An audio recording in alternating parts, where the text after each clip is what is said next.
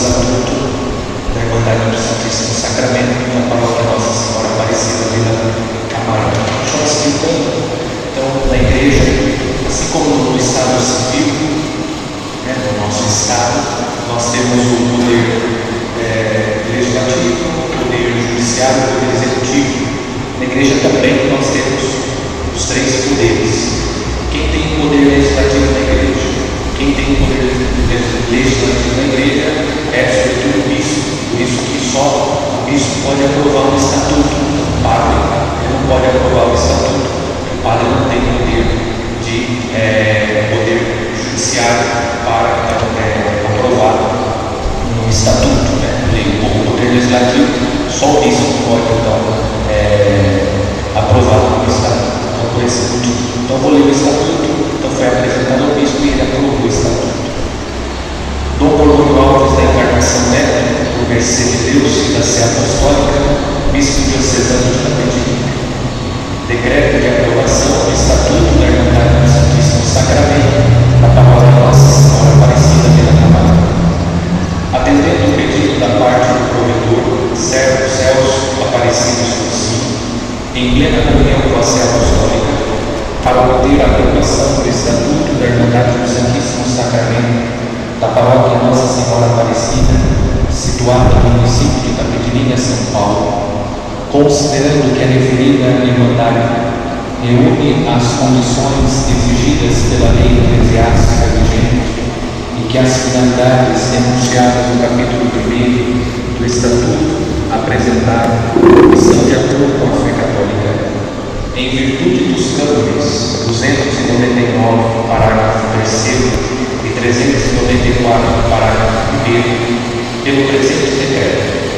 Primeiro, reconheço a relevância da Irmandade do Santíssimo Sacramento para a promoção do culto à Santíssima Eucaristia.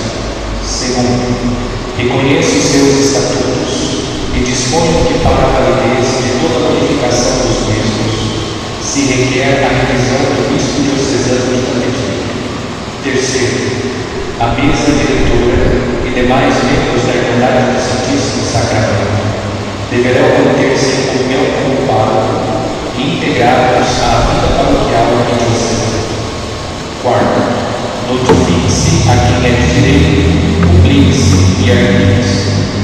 Dado passado nesta Cúria Diocesana de Tapetininga, sob o sinal e selo de nossa chancelaria, aos 30 dias do mês de novembro de 2023, festa de Santo André Apóstolo.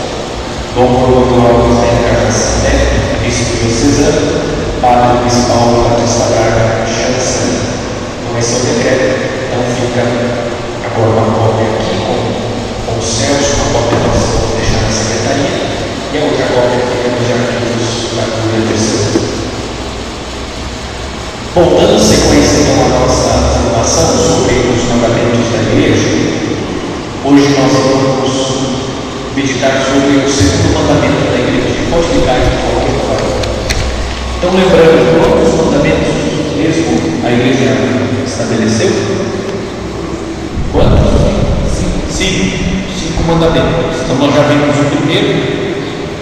E qual é o primeiro mandamento? Igreja? Isso, participar da missa inteira aos domingos e dias santos de guarda. Tá? Então, esse é o primeiro mandamento da igreja, que está em sintonia com o terceiro mandamento do Decálogo, que hoje nós vamos, inclusive, ali rapidamente indicar o Decálogo, que são os 10 mandamentos da lei de Deus. Então, nós temos os 10 mandamentos da lei de Deus e os 5 mandamentos da igreja. O primeiro mandamento é participar da missa aos domingos e dias santos de guarda. Okay? Pode seguir todos esses detalhes que nós já vimos. Pode seguir para frente. Que a igreja, nós já vimos, então por que da necessidade dos mandamentos, da lei, na igreja também? Porque a igreja é uma sociedade hierarquicamente organizada. Então a igreja tem duas naturezas, a natureza divina e a natureza humana. A natureza divina, porque a igreja ela é o corpo místico de Cristo. Então a igreja ela é o corpo de nosso Senhor. A cabeça é nosso Senhor. Nosso Senhor é Deus. Portanto, a igreja tem um aspecto divino, mas também é humana, porque na igreja nós estamos, nós somos membros do corpo místico de Cristo. e nós somos humanos. Então a igreja tem as duas naturezas: a natureza divina pela presença de Cristo e a natureza humana pela nossa presença. Como nós somos humanos, nós precisamos de leis. Então toda a sociedade, e a igreja não é diferente, ela precisa de leis que vão regulamentar a ação dos membros do seu serviço. Ok? Tudo isso que nós vimos. Então, primeiro mandamento: participar da missa inteira nos domingos e outras festas de guarda e abster-se de ocupações de trabalho. Então, eu fiz uma exposição sobre isso já no Corcovado. Hoje nós vamos ver o segundo mandamento: confessar-se ao menos uma vez por ano. Inclusive, hoje na homilia estou trabalhando um pouco o tema da confissão. O terceiro mandamento: receber o sacramento da Eucaristia, ao menos pela Páscoa da Ressurreição. Quarto mandamento: jejuar e abster-se de carne, conforme a manda a Santa Igreja.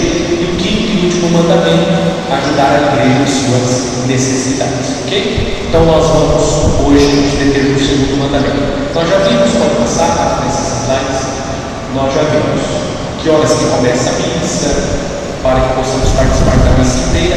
Esses são os dias santos de guarda. Clica mais uma vez, para um pouquinho aí, só para lembrar. Então aqui estão, por favor. Isso, obrigado. Então quais são as outras festas de guarda? Então, além do domingo, nós temos que observar essas datas. O Natal do Senhor, 25 de dezembro, que é feriado que facilita a nossa participação na missa. Corpus Christi, aqui no Brasil, também é feriado, é um dia santo. Santa Maria, Mãe de Deus, também é um feriado, dia 1º de janeiro. E também no outro dia santo, uma festa de guarda, é 8 de dezembro, a Imaculada Conceição, que nós vamos celebrar agora, nessa semana. Então é um dia santo de guarda. Nós temos também a obrigação de participar da Santa Missa. Aqueles que deixam de participar da missa, preguiça, comodismo, que vão se ocupar com coisas fúteis, então incorrem pecado grave, porque é um mandamento da igreja, fazendo menção ao terceiro mandamento do decálogo. Tá? Então, eu só parei nesse slide porque agora teremos um dia santo de guarda. Não é feriado, as pessoas pensam que não é um dia santo, no dia 8 de dezembro. Okay? Pode seguir, tudo isso nós já vimos, todo o trabalho. Aí, ok. Então, hoje o nosso estudo é sobre o segundo mandamento da igreja: confessar-se ao menos uma vez ao ano. Eu sempre brinco, mas no fundo é verdade, que para se confessar ao menos uma vez ao ano, o sujeito precisa ser muito santo, mas muito santo mesmo. Para se confessar uma única vez ao ano, olha, tem que tirar o chapéu, dá para ser canonizado, com certeza. Me procure que vamos entrar no processo junto ao Vaticano de canonização, quando o sujeito já é muito santo. Se precisar confessar ao menos uma vez ao ano, olha.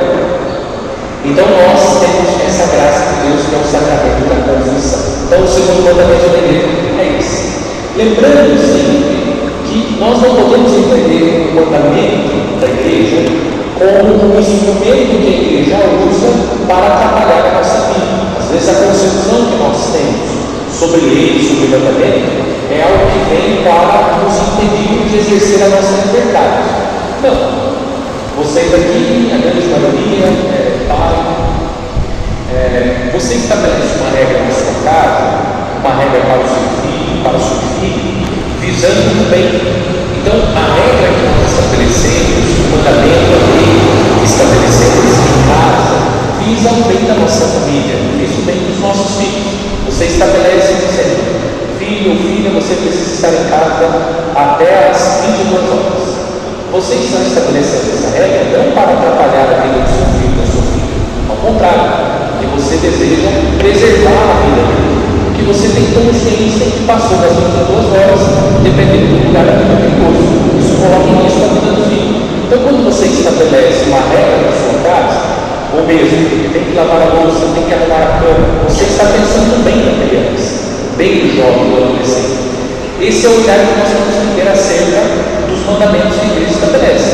A igreja estabelece os mandamentos pensando no nosso bem. A igreja é mãe. Como mãe, ela deseja guardar os seus filhos, ela deseja ajudar os seus filhos. Portanto, ela estabelece mandamentos para que nós possamos, como filhos da igreja, ser orientados por ela, e assim orientados pela igreja nós possamos chegar às alegrias da vida eterna. Ok? Então isso é importante. Bom, o que o Catecismo da Igreja Católica diz sobre os mandamentos? O Catecismo diz: a ordem dos mandamentos da igreja respeita uma certa lógica. Então nós temos 5 mandamentos. Os mandamentos respeitam uma certa lógica. O terceiro se refere à Eucaristia. Então, o primeiro é participar da missa inteira aos domingos e dias santos de guarda e abster-se do trabalho. O terceiro mandamento se refere à Eucaristia. Então, o segundo mandamento, ele é um mandamento que nos prepara para a recepção da Eucaristia. O segundo mandamento assegura a preparação para a Eucaristia pela recepção do sacramento da reconciliação, que continua a obra de conversão e perdão do batismo.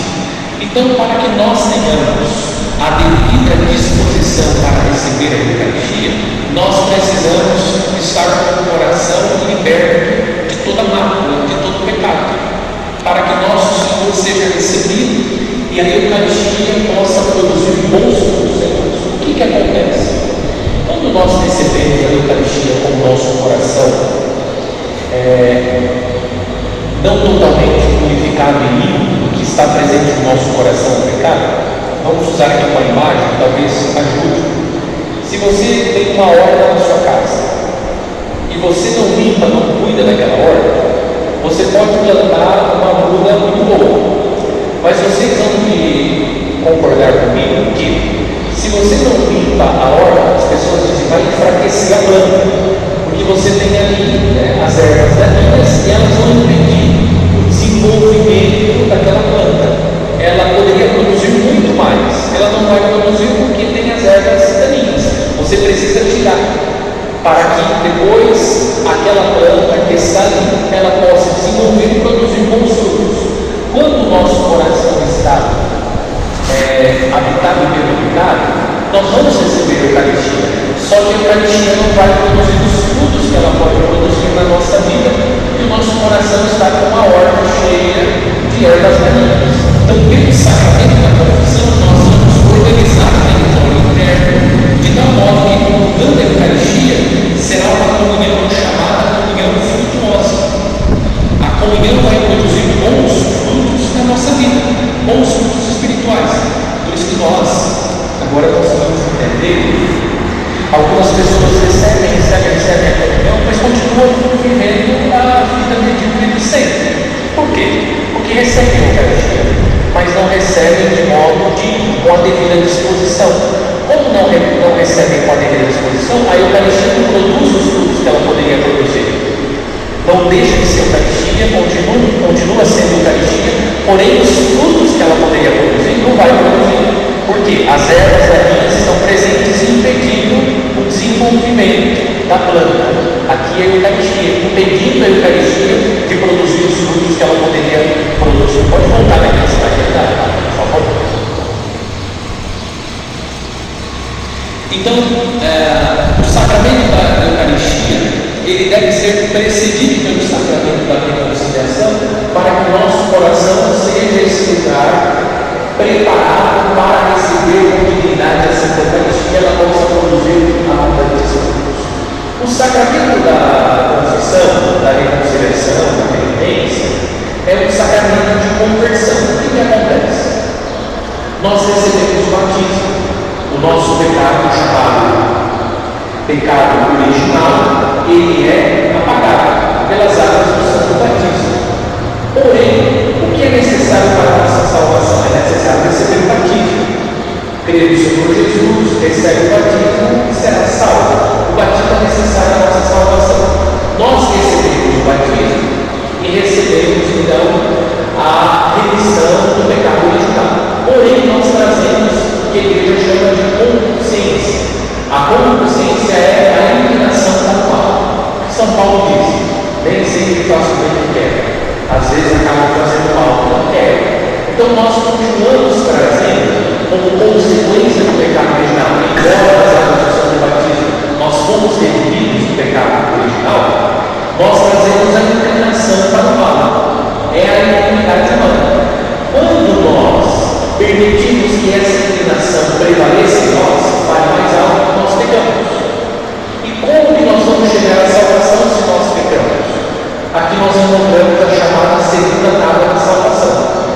batismo nós não chegamos à salvação. Mas depois do batismo nós pecamos. Como é que fica a nossa salvação? Jesus instituiu um outro sacramento, o sacramento da confissão, para que, confessando os nossos pecados, nós possamos chegar à sacramento da salvação.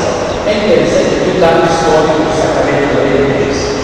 Como é que o sacramento da penitência foi assim sendo assimilado e foi amadurecendo na igreja? O que aconteceu? Então, nos primeiros séculos, a igreja e os cristãos eram perseguidos. O que acontecia? A pessoa se tornava cristã, começava a seguir Jesus. Quando surgia a perseguição, alguns cristãos negavam a fé. Ficavam com medo, porque existia o martírio, então os cristãos eram mortos. Alguns, quando tinham resistência, eles negavam a fé cristã. O que acontecia depois? Eles negavam a fé cristã, depois se arrependiam do que fizeram. Então o sacramento da penitência também foi amadurecendo no seio da igreja, porque a igreja se viu diante de uma situação que ela precisava apresentar uma resposta àqueles que negaram, mas depois se arrependeram e queriam voltar para a comunidade cristã. Então o sacramento da penitência ele foi sendo amadurecido e assimilado também dentro desse contexto. Jesus instituiu o sacramento, sim, mas o processo de assimilação, de amadurecimento desse sacramento no seio da igreja se deu dentro desse contexto de uma igreja que era perseguida.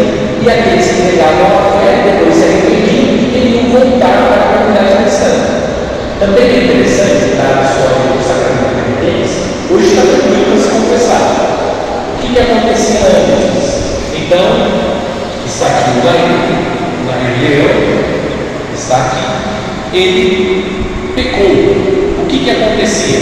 Ele fazia a sua confissão pública diante de toda a comunidade. Então ele dizia, eu fiz isso, eu fiz aquilo, eu fiz isso, eu fiz aquilo, diante de toda a comunidade. Por qual motivo? Porque o nosso pecado, mesmo sendo um pecado pessoal, ele fere também a igreja. Eu comecei dizendo que nós somos membros do corpo místico de Cristo. Então, quando nós cometemos o pecado, nós também ferimos o corpo de Cristo. Nós estamos atingindo os irmãos.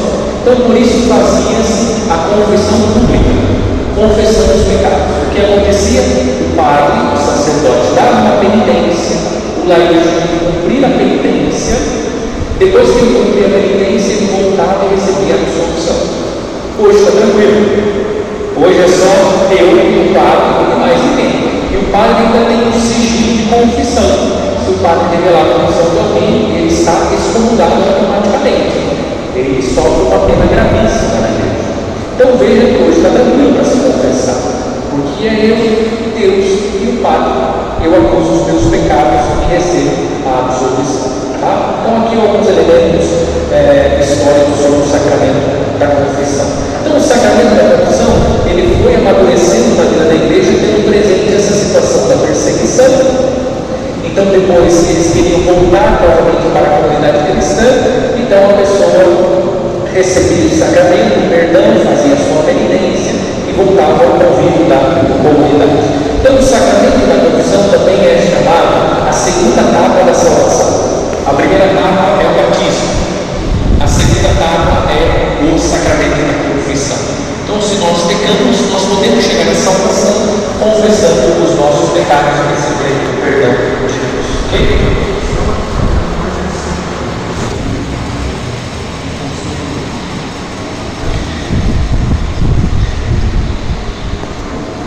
Isso. Não, o sacramento da confissão ele foi passando por um processo de amadurecimento, como eu falei. Nós temos, eu acabei de citar, isso que eu citei em relação à história da igreja não é tão antiga. Por volta do século XII, a confissão era feita dessa forma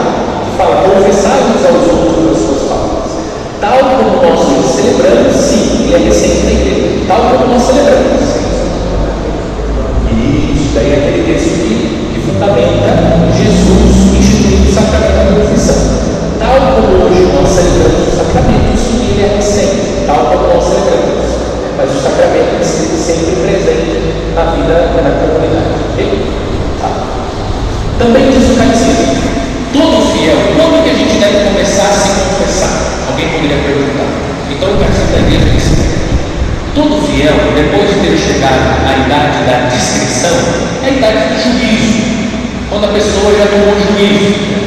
Tomar juízo significa que ela já tem consciência, né? A criança chega com 7 anos, ela já sabe o que é o certo, o que é errado, ela já tem essa capacidade de fazer o quê? Esse discernimento, entender o que é o certo e o que é o errado. É obrigado a confessar seus pecados graves, dos quais sem consciência, pelo menos uma vez ou outra. Aqui também um dado importante: algumas pessoas pensam que quando que a gente começa a se confessar? Só quando a gente for receber a comunhão? Não, olha só, quando você chega à idade da inscrição. Então, uma criança, ela pode se confessar, mesmo que ela não esteja na catequese ainda? Pode, se ela tem consciência já. Por volta dos 7 anos, a igreja indica mais ou menos por volta dos 7 anos, ela já tem consciência do que é o certo e do que é o errado. Então, os pais devem incentivá-la para que ela já busque o sacramento da confissão, pedindo perdão, mesmo que seja dos pecados veniais. Uma criança dificilmente terá um pecado grave, dificilmente, mas ela já pode se confessar, mesmo que tenha ainda só os pecados veniais. Então não precisa estar na catequese para se confessar, não precisa se confessar só para receber a primeira comunhão. É a partir daí que começa a se confessar? Não, você pode começar a se confessar a partir do momento da idade da inscrição, tá? Não, vamos entender, por favor. Aquele que tem consciência de ter cometido um pecado mortal não deve receber a Sagrada Comunhão, mesmo que esteja profundamente contrito, sem receber previamente a absolução sacramental, a menos que tenha um motivo grave para comungar e lhe seja possível chegar à confissão. Então, aqui o que o catecismo está dizendo? Se nós temos consciência que cometemos um pecado grave, nós precisamos, antes de receber a Santa Comunhão, confessar. Precisamos procurar o sacerdote, confessar os nossos pecados, para depois receber a Santa Comunhão, a não ser que exista um motivo grave. Vou dar um exemplo aqui agora. Vamos imaginar que o fato da pessoa não comungar possa causar uma situação muito constrangedora na comunidade. Uma coisa muito estranha. Então, claro, ela pode receber a comunhão, fazendo um ato de contrição, e assim que for possível, ela procura o confessor. Outro exemplo: a pessoa está em uma região onde não tem sacerdote, para atender assim com facilidade a confissão. Então, ela tem a oportunidade de participar da missa, mas aquele sacerdote não vai conseguir atender as pessoas em confissão, e ela só vai conseguir receber a comunhão, sei lá, 2, 3 anos. Então ela pode receber a comunhão, mas assim que possível ela deve se confessar. Então esses são casos extremos. O que nós devemos fazer? Se é um pecado grave, eu devo procurar primeiro o confessor, me confessar antes de voltar a receber a Santa Comunhão. Bom? Então é isso que tem que ser feito. Outra coisa, nós não estamos obrigados, nós somos esse mandamento da igreja, a receber a comunhão em toda a missa. Então o que acontece? Quando a pessoa chega, o padre está ali, né, a recepção. Padre, não dá para me confessar que já pediu para receber a comunhão? Não, você não faz isso no sacramento da confissão. Você não está obrigado a comungar em toda a missa. Você vai procurar um momento do sacerdote para se confessar e depois voltar a receber a comunhão. Então é importante ter isso claro. Se acontecer alguma coisa, se eu tenho que receber a comunhão, tudo bem, eu não vou receber a comunhão na cabeça. Assim que você procura um sacerdote que confessa e volta a receber a comunhão. Você não está obrigado a receber a comunhão toda vez. Tá? Nós devemos receber a comunhão ao menos uma vez no ano. É claro que é muito bom receber a Santa Comunhão toda vez, não tenha dúvida. Por isso devemos sempre nos confessar para que o nosso coração esteja preparado para receber a Santa Comunhão. Bom? Agora vai. Então vou fazer aqui a distinção, claro, de forma bastante simples, sobre o pecado mortal e o pecado venial. Tá? Pecado mortal. Então o que é um pecado mortal? O pecado mortal destrói a caridade do coração do homem por uma infração grave da lei de Deus. Desvia o homem de Deus, que é o seu fim último, e sua bem-aventurança, preferindo um bem inferior. Então, qual que é o critério critério que nós usamos para saber se corremos um pecado grave? Sobretudo, os 10 mandamentos. Nós devemos olhar a lei de Deus, e a lei de Deus está sobretudo nos 10 mandamentos. Se nós cometemos algum daqueles pecados, nós cometemos um pecado grave, portanto, um pecado mortal. O pecado mortal é aquele que leva à condenação. Se nós morremos com esse pecado e estamos arrependidos, nós seremos condenados, porque nós cometemos um pecado mortal. O que aconteceu? Destruiu a caridade do coração do homem. Então é importante que nós sempre, para fazer um bom exame de consciência, tenhamos nas nossas mãos os 10 mandamentos, sobretudo, e também os mandamentos da igreja. O catecismo também recomenda que você pode fazer o exame de consciência com as bem-aventuranças, capítulo 5 do Evangelho de São Mateus. Você pode utilizar. O Celso está aqui com o exame de consciência. O exame de consciência que nós temos aqui em cima da nossa paróquia. Esse exame de consciência ensina nos 10 mandamentos. Às vezes a gente não sabe muito bem, mas o que é amar a Deus mesmo? Às vezes a gente sabe que eu amo a Deus. Será que eu amo mesmo? Vamos ver aqui. Olha só. Amar a Deus está aqui. Recitei cada dia alguma oração, sobretudo quando me levanto e antes de deitar. Como que eu posso dizer se amo a Deus, nem lembro de Deus durante o meu dia, fazendo uma oração? Opa! Eu amo, porque se eu amo, eu vou me lembrar sempre daquela pessoa. Nós nos lembramos de Deus, sobretudo quando nós rezamos. Percebe? Então não é tão simples. Por isso que esses tipos de exame de consciência nos ajudam. Aqui, outro momento. Durante a jornada, me recordei de Deus, por exemplo, agradecendo pelas coisas boas da vida. Nas conversas com os amigos, colegas de trabalho, escola, faculdade, me envergonhei de ser cristão. Às vezes nós temos vergonha de ser cristãos. Em algum momento falam de algum tema que é contrário à nossa fé, nós recuamos e não nos funcionamos como cristãos.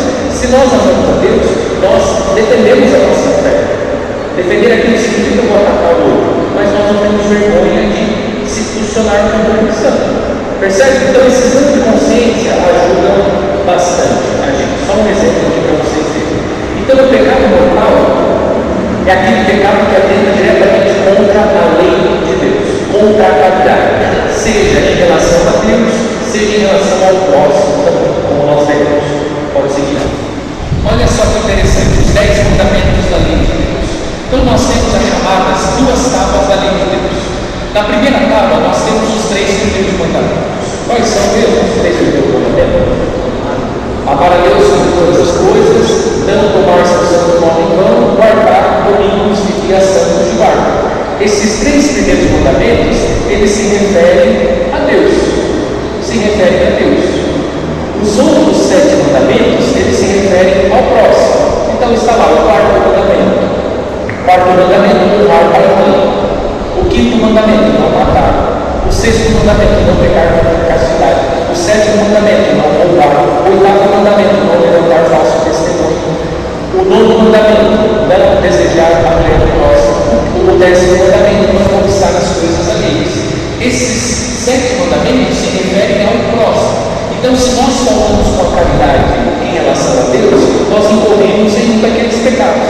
Se nós tratamos com a caridade com o próximo, nós incorremos em um daqueles 7 pecados da segunda tábua da lei. Então, como que nós vamos avaliar se nós cometemos um pecado mortal? Olhando e confrontando a nossa vida com os 10 mandamentos. Mas como nem sempre nós temos clareza sobre o significado de cada um dos mandamentos, é importante utilizar o exame de consciência como este, o que vai nos ajudar a ter clareza. O que é mesmo amar a Deus? O que é mesmo guardar dias santos? Então, o exame de consciência nos ajuda a ter essa clareza. Porque às vezes nós chegamos à confusão, eu sei que sou pecador, mas eu nem sei que pecado eu tenho. O que está faltando? Está faltando essa clareza, a formação da consciência, que se dá de maneira especial com a leitura desse tipo de exame de consciência, que vai nos ajudando a perceber o que é o pecado.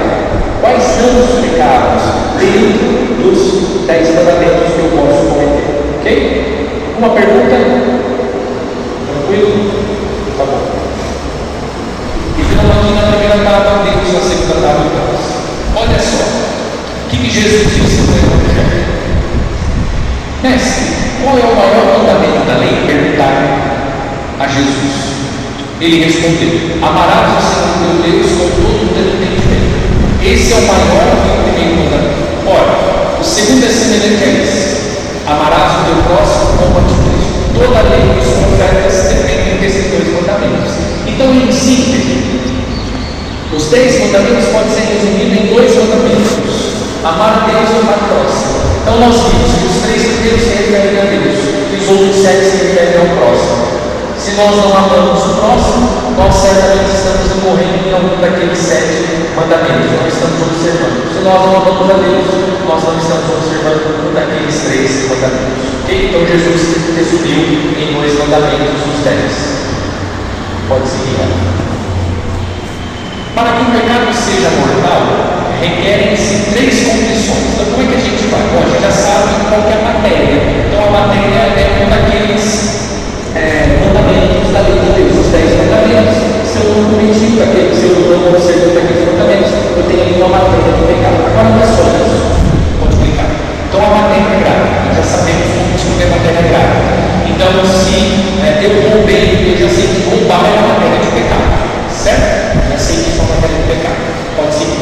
Agora eu preciso ter plena consciência. É claro que roubar é muito difícil que alguém não tenha consciência de um pecado. Às vezes, pode acontecer, às vezes algumas pessoas que não têm realmente assim uma plena consciência, ela pensa que, por exemplo, eu falo com uma pessoa ser milionária, se ela pegar a casa daquela pessoa uma banana, não é um roubo, porque aquela pessoa é milionária, mas é um roubo. Então talvez ela não tenha plena consciência que aquele ato dela é um ato grave. É um ato grave também, tá? Então plena consciência. E liberdade também. Então a pessoa tem que ter a liberdade com o desejo sincero de fazer aquilo, tem que ter plena consciência de que quer fazer aquilo. Por exemplo, se eu estou passando aqui com o meu carro na frente da igreja, alguém, por acidente, fulmina e cai na frente do meu carro e passa por cima dessa pessoa. E ela morre. A minha intenção era matar essa pessoa? Não. Eu não tinha o desejo de matá-la. Portanto, eu não tinha o propósito de tirar a vida daquela pessoa. Isso é um pecado grave? Não é nenhum pecado. Por quê? Porque, embora tenha uma matéria, tirar a vida de alguém é matéria de pecado? Sim, tirar a vida, sim.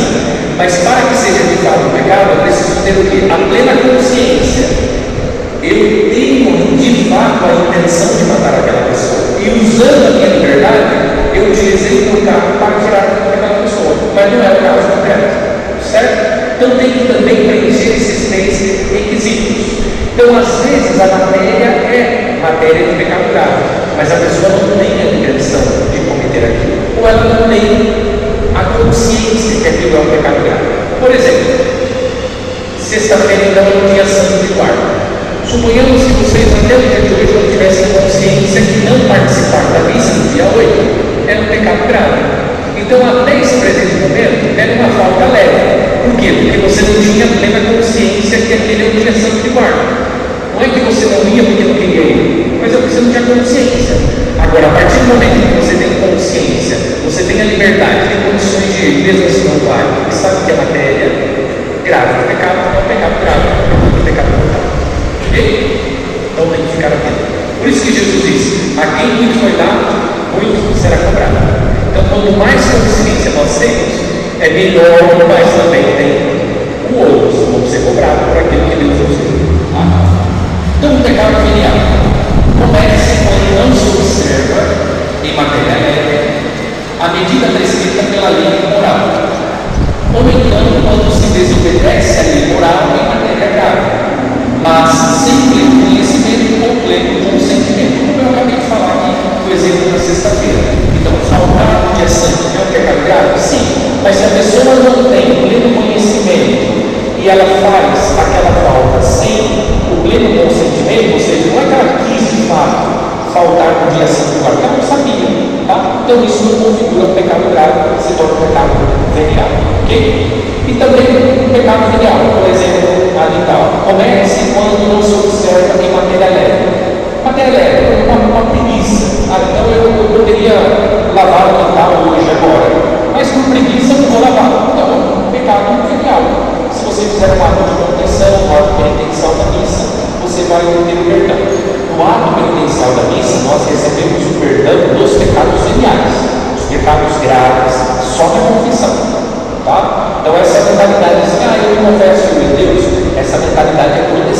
católica, você está na igreja errada, melhor pela igreja, lá se confessa com Deus, né?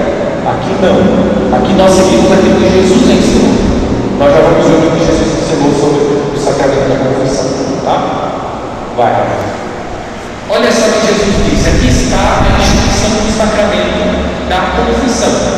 Jesus disse depois da sua ressurreição: recebei o Espírito Santo, dizendo aos apóstolos: a quem perdoardes os pecados, lhes serão perdoados; a quem os retiverdes, lhes serão retidos. Então aí não confessa, esse negócio de confessar com o padre é mais pecador que eu não confesso coisíssima nenhuma.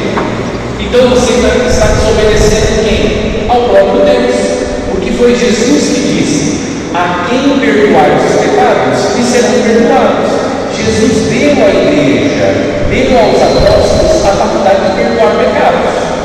Foi Jesus quem quis que nós obtivéssemos perdão através da igreja. E a igreja quis o perdão de Deus através do sacramento da confissão.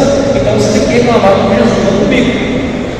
O padre também tem que se confessar contra o padre. Não pode se confessar no espelho. Igual seria, né? Que é no espelho confessa os pecados. Não. O padre, o bispo, o papa também tem que confessar com os sacerdotes. Então todos nós precisamos nos confessar. Ok? Então foi o próprio Jesus que instituiu o sacramento da confissão. Vai lá. São Paulo também vai falar sobre o ministério que os apóstolos receberam, o ministério da reconciliação. Olha o que São Paulo diz na segunda carta aos Coríntios, capítulo 15. Ora, tudo vem de Deus, que por Cristo nos reconcilia consigo e nos confiou o ministério da reconciliação. Veja, São Paulo está dizendo que Cristo confiou à igreja, aos apóstolos, o ministério da reconciliação. Foi Cristo que confiou. Sim, foi o próprio Deus que em Cristo reconciliou consigo, não levando em conta os delitos da humanidade. E foi Ele que pôs em nós a palavra da reconciliação. Então São Paulo está se referindo ao ministério que a igreja recebeu. A igreja exerce o ministério através dos sacerdotes. Tá? Então, esses textos aqui nos ajudam já a ficar mais atento àqueles que defendem que nós devemos nos confessar diretamente com Deus. Isso é contrário à própria Escritura. A tradição da igreja e a Escritura confirmam que o sacramento da reconciliação é um sacramento querido pelo próprio Deus, que confia à igreja o ministério da reconciliação. Também nós temos um outro texto, São Tiago, terminando. Olha o que diz São Tiago, capítulo 5 da sua carta: confessai, pois, uns aos outros os vossos pecados, e orai uns pelos outros, para serdes curados. Ok? Esse texto aqui é citado quando o Celso fez a pergunta. Então, São Tiago também está dizendo os passos para uma boa confissão. Primeiro passo, a contrição. A contrição, você tem a contrição e a atrição. A contrição é o arrependimento perfeito. É aquele arrependimento que nasce do amor a Deus. Então nós nos sentimos tão arrependidos porque temos consciência que nós ofendemos a Deus com o nosso pecado. Nós amamos tanto a Deus que nós não queremos ofender com o nosso pecado. Então nós ficamos com o coração contrito, arrependido por amor a Deus. A contrição perfeita são poucos que tem. São poucos. Nós temos a atrição. A atrição é o arrependimento perfeito. É aquele que nasce por medo do inferno, por medo da condenação. A maioria dos cristãos se confessam por atrição, não por contrição, por medo da condenação. Mas já é válida a confissão? Já é válida.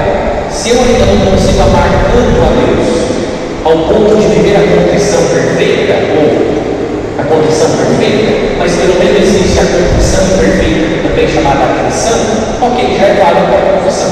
É um arrependimento, tá? Então preciso estar arrependido. Esse é o primeiro passo da confissão. Arrependido aqui significa que eu preciso deixar o pecado. Então eu estou roubando. Então eu vou lá na empresa, roubo a empresa.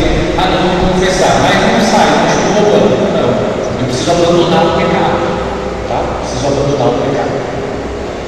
Confissão. Então eu tenho que confessar o pecado, dizer o pecado. Eu não preciso contar a história do pecado. Eu tinha 10 anos, quando fui no sítio do vovô e da vovó, encontrei o meu primo,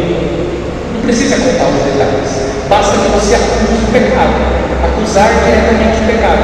E também nós não acusamos o pecado do outro, nós acusamos o nosso pecado. Então é dizer precisamente o pecado que eu cometi, indicando, isso é suficiente. Se houver alguma dúvida, o confessor pergunta.